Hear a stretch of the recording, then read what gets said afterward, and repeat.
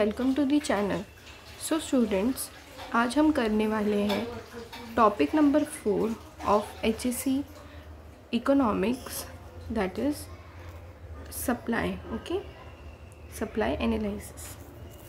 इस चैप्टर को आज हम करने वाले हैं, मतलब इसमें जो मेन चीज़ें हैं, जैसे कि आज हम करने वाले हैं टॉपिक सप्लाई स्केड्यूल। उसमें आता है इंडिविजुअल सप्लाई स्केड्यूल और मार्केट सप्लाई स्केड्यूल। ठीक है, तो इस चीज़ को, इस कॉन्सेप्ट को आज हम इस वीडियो में डिस्कस करने वाले हैं। आज आप लोगों को इस वीडियो के थ्रू ये पता चलेगा कि how you have to study the market supply schedule and individual supply schedule. तो ये दो चीज़ें आज आप लोगों को इस वीडियो के थ्रू समझ में आने वाला है। जैसे कि पहले के वीडियो में हमने डिमांड के बारे में डिस्कस किया था। अगर आप लोग डिमांड का चैप्टर देखोगे तो वहाँ पे भी आप लोगों को सेम चीज़ें दिखाई देंगी। जैसे कि डिमांड के चैप्टर में था इंडिविजुअल डिमांड और market demand. Same way supply में भी दो टाइप होते हैं, इंडिविजुअल सप्लाई और मार्केट सप्लाई। तो सबसे पहले ये बात समझना बहुत ज़्यादा ज़रूरी है कि जैसे डिमांड और प्राइस के बीच का रिलेशनशिप इन्वर्स होता है। इसका मतलब ये कि प्राइस अगर बढ़ गया तो डिमांड क्या होगा, कम हो जाएगा, और प्राइस अगर कम हो गया तो डिमांड बढ़ जाएगा। सेम वे बात जब हम सप्लाई की करेंगे तो वहाँ पे दोनों इक्वल होते हैं। अगर प्राइस बढ़ता है तो लोग सप्लाई करना भी ज़्यादा चालू कर देते हैं। इसमें हमें किसके पॉइंट ऑफ व्यू से सोचना है, सप्लायर के पॉइंट ऑफ व्यू से सोच के चलना है, और डिमांड में हमें कंज्यूमर के पॉइंट ऑफ व्यू से सोच के चलना है। तो हम स्टार्ट करेंगे अपना वीडियो, और सबसे पहला जो पॉइंट है that is supply schedule. Okay, पहला है individual supply schedule. Individual supply schedule refers to a tabular representation showing various quantities of a commodity that a producer is willing to sell at various prices during a given period of time। अगर आप लोग ये table देखोगे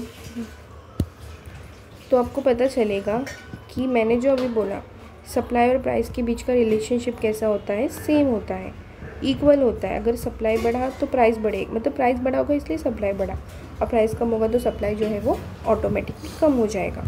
तो simple individual supply schedule का, जैसे हमने demand में पढ़ा था कि इंडिविजुअल का मतलब होता है सिंगल। ओके, जब हम एक पर्सन के सप्लाई के बारे में बात करेंगे तो उसको हम बोलेंगे इंडिविजुअल सप्लाई स्केड्यूल। ओके, तो यहाँ पे आप लोग देख सकते हो कि यहाँ पे प्राइस और सप्लाई, मतलब हम एक को ही सिर्फ हम यहाँ पे सप्लाई कर रहे हैं, तो यहाँ पे सिर्फ एक इंडिविजुअल पर्सन के बारे में हमें पता चला है। तो आप लोग जब जो एक्सप्लेनेशन है उसके थ्रू भी देख सकते हो।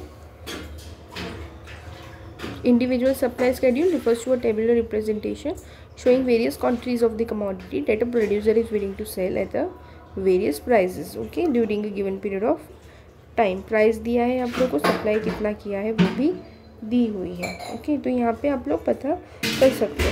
फिर देखो table 4.1 explains the functional relationship between price and the quantity supplied of a commodity। lower the price, lower the quantity of a commodity supplied, and vice versa। vice versa means अगर lower है तो low रहेगा, दोनों भी रहेगा साथ में। लो price लो तो सप्लाई लो, और अगर हाई होगा तो प्राइस हाई तो सप्लाई भी हाई होगा। ठीक है, at the highest price of ₹50 quantity supplied is highest at 500 kgs। ठीक है, उसके बाद इंडिविजुअल सप्लाई कर्व में आप लोगों को जो स्केड्यूल दिया है उसको देख के आप लोगों को कर्व बनाना है। उसमें देखो in figure 4.2 quantity supplied is shown on the x axis and price on the y axis. इसका सिंपल मीनिंग यही समझ लो स्टूडेंट्स, इंडिविजुअल और मार्केट सप्लाई के बीच का फ़र्क क्या होता है। इंडिविजुअल के नाम से हमें समझ जाना चाहिए कि it is talking about a particular person, और जब हम बात मार्केट की करते हैं तो मार्केट में एक ही पर्सन तो नहीं होता। Market is form by various buyers and sellers. तो बहुत सारे लोग के जब सप्लाई के बारे में हम डेटा निकालेंगे तो उसको हम बोलते हैं मार्केट सप्लाई। ठीक है, आई होप आप लोगों को इंडिविजुअल समझ में आएगा। Next is a market supply schedule. Market supply schedule refers to a tabular representation showing different quantities of a commodities which all the producers are prepared to sell at different prices at a given period of time।